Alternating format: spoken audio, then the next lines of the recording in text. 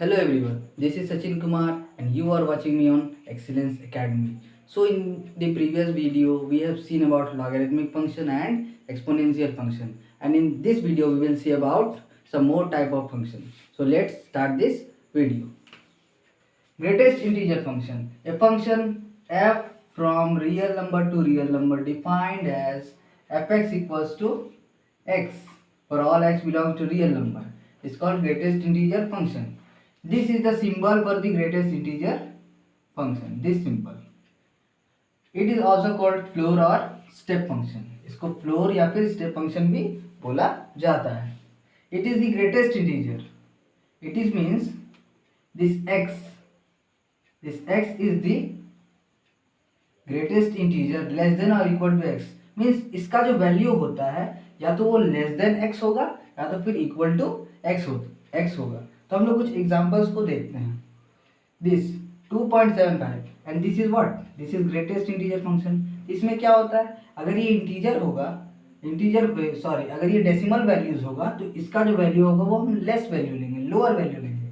That is 2.75 है, इसका हम लोग लोअर वैल्यू लेंगे, that is 2. Lower what, lower integer values हम लोग लेंगे, लोअर इंटीजर वैल्यूज लेंगे. अब यहाँ पर 3 तो मेरा एक इंटीजर वैल्यू है तो इसका इक्वल वैल्यू आ जाएगा.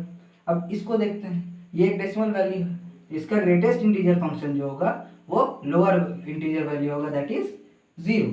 Now we will take -7.45 and its lower value will be -8. यहाँ पर -7 नहीं लेंगे क्योंकि -7 बड़ा होता है -8 से, इसीलिए हम लोग, क्योंकि हम लोग को छोटा वैल्यू लेना है इसीलिए हम लोग -8 को लेंगे. ठीक है. Domain of this function is real number. Domain of greatest integer function is real number and range is integer values. ये तो सारा रियल नंबर में आता है लेकिन हम लोग को मिल क्या रहा है, हम लोग को सब इंटीजर वैल्यूज ही मिल रहा है. अब हम लोग देखते हैं कि स्मॉलेस्ट इंटीजर फंक्शन क्या होता है. A function f from real number to real number defined by fx equals to x. ये होता है स्मॉलेस्ट इंटीजर का sign. For all x belongs to real number is called smallest integer function. It is also called ceiling function. इसको ceiling function भी कहा जाता है. अब ये डिनोट क्या करता है, ये डिनोट करता है ग्रेटर देन और equal to x. Greater than और equal to x. Greater than मतलब क्या, अगर डेसिमल वैल्यूज होगा तो उसका हम लोग इंटीजर जो वैल्यूज लेंगे वो उस डेसिमल से ज़्यादा लेंगे. जैसे कि 4.7 का इंटीजर वैल्यूज हो जाएगा 5 क्योंकि हमको ग्रेटर नंबर लेना है. -7.2 का हो जाएगा -7. -8 नहीं लेंगे क्योंकि -7 बड़ा होता है -8 से. अब यहाँ पर है 5 तो 5 का इंटीजर वैल्यू 5 होगा. इस फंक्शन का जो डोमेन होता है वो होता है real number and its range is integers.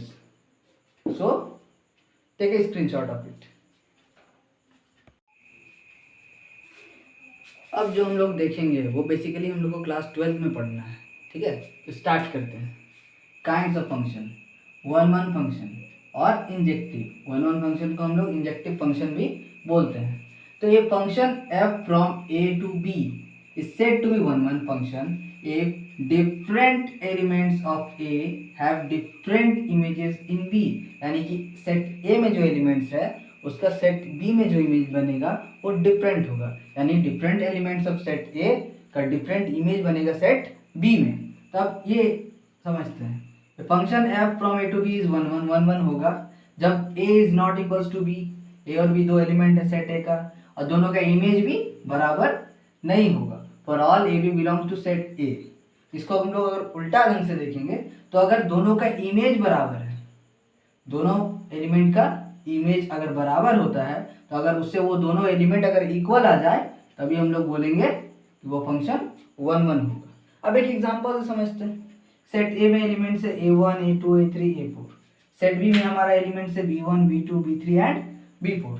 अब क्या देख रहे हैं कि a1 का जो इमेज है वो b2 है, a2 का इमेज b1, a3 का b4 एंड a4 का b3. यानी कि सारा एलिमेंट्स ऑफ a है में जो सारा एलिमेंट्स जो सेट a में है ना वो डिफरेंट है और उसका जो इमेज बन रहा है वो सेट b में वो भी क्या है, डिफरेंट है. इसको हम लोग बोलते हैं one function. Now we will see onto function. A function f from set a to b is said to be onto if every element of b has its pre image in a. अब इसको हम लोग उल्टे ढंग से देख रहे हैं, उल्टे ढंग से.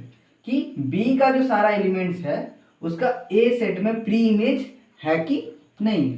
हम लोग अगर इसको ऐसे बोलते हैं ए टू बी, तो हम लोग बी को बोलेंगे इमेज, और अगर बी से ए सेट में देखेंगे तो बी का सारा एलिमेंट्स का जो ये सेट ए में जिससे जुड़ा हुआ है वो हो गया pre image.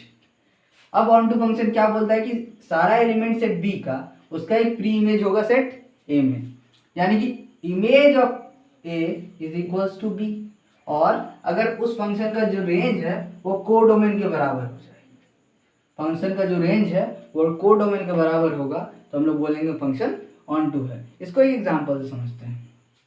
Example number 1, set a में 1 2 3 4 एलिमेंट्स है एंड सेट बी में 5 6 7 8। तो इसमें क्या देख रहे हैं कि सारा एलिमेंट्स का इमेज बन रहा है, यानी कि सेट बी का जो सारा एलिमेंट्स है उसका एक प्री इमेज बन रहा है, चारों एलिमेंट का प्री इमेज। तो ये फंक्शन कैसा है? ऑन टू फंक्शन है। और एक एग्जांपल से समझते हैं।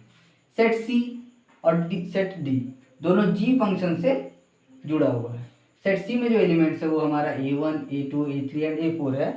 सेट डी में हमारा एलिमेंट्स है b1 b2 एंड b3। तो हम क्या देख रहे हैं कि सेट डी का जो सारा एलिमेंट है उसका प्री इमेज बन रहा है। यहाँ पर डबल बन रहा है, यानी कि दो एलिमेंट सेट ए का सेम इमेज बना रहा है। a1 का इमेज भी b2 है और a4 का भी इमेज b2 है। लेकिन हमको ये तो नहीं देखना है, हमको देखना है कि ये जो है इसका प्री इमेज बन रहा है कि नहीं, यानी कि इस सेट में जितना भी एलिमेंट्स है उसका प्री इमेज इसमें बनना चाहिए। तो सारा एलिमेंट्स का प्री इमेज बन रहा है, तो ये फंक्शन कैसा है? ये फंक्शन ऑन टू है।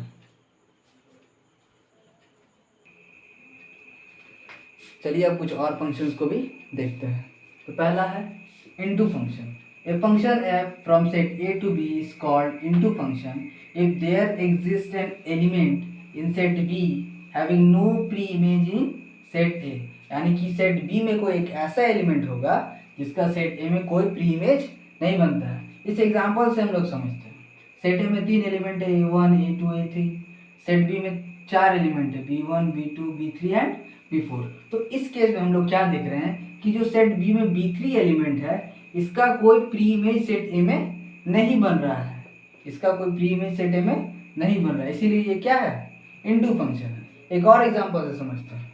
इसमें a1 a2 a3 and a4 चार एलिमेंट है सेट ए में, और सेट बी में b1 b2 b3 b4 and b5। तो इस केस में क्या देख रहे हैं? b4 and b5 are two elements in set b which do not have any pre-image in set A. So this is an example of into function. Now we will see one onto function, that is bijective function. A function f from set A to B is said to be bijective if it is 1 1, अगर वो 1 1 होगा, as well as onto।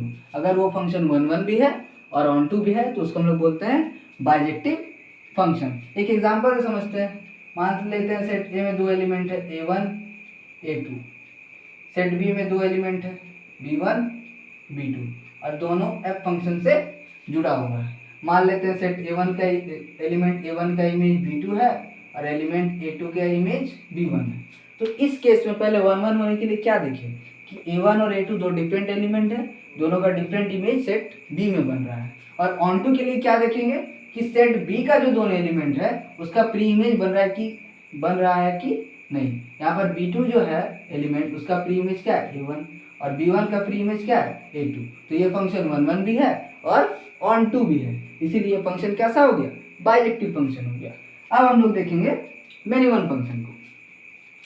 A function f from set A to B is said to be many one if two or more elements of set A have same image in B।